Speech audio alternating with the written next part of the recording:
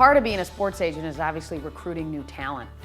One time a while back, one of my agents came into my office and he said, you know, Mal, I'm having some trouble with this kid. I can't really get his attention. I can't lock him in on this. And he said, I've been calling him and going to the games and I've been going after him and I just haven't been able to get him to say yes. And I said, well, let me ask you a question. I said, have you ever asked him, who's making this decision around who your agent's gonna be?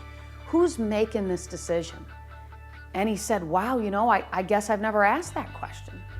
So the next time he goes to the yard, he looks at the kid and he says, hey, can I ask you one question? He said, who's making this decision? And lo and behold, the kid looked at him, he said, my parents are, man. I gotta play ball. I'm not worried about this. They're making the decision of who my agent's gonna be.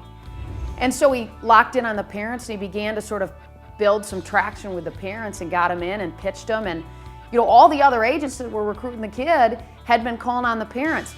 Fortunately, my agent was able to sort of make up lost time and we signed. The kid was able to represent him for years. But the story is, how do you lock in and ask the right question? Because the right question, in many ways, can be the difference between getting a deal and not getting a deal. That's how important asking the right questions is.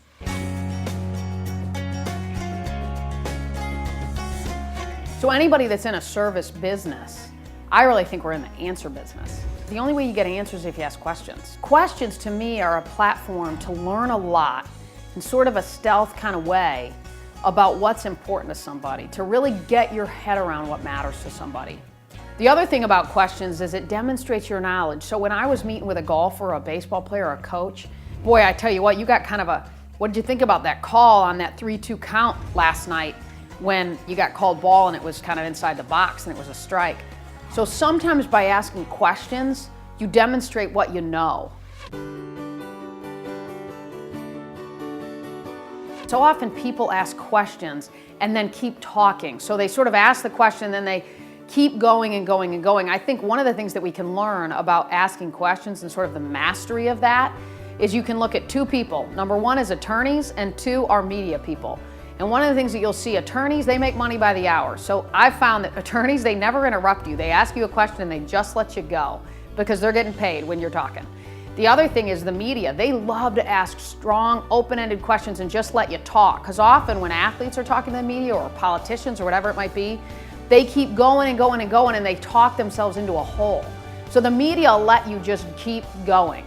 So think about that. When you're asking questions, ask them and stop talking, because at the end of the day, you're like the media in that situation. You're just trying to learn. You're trying to gather data and information so that you can figure out how you can help them.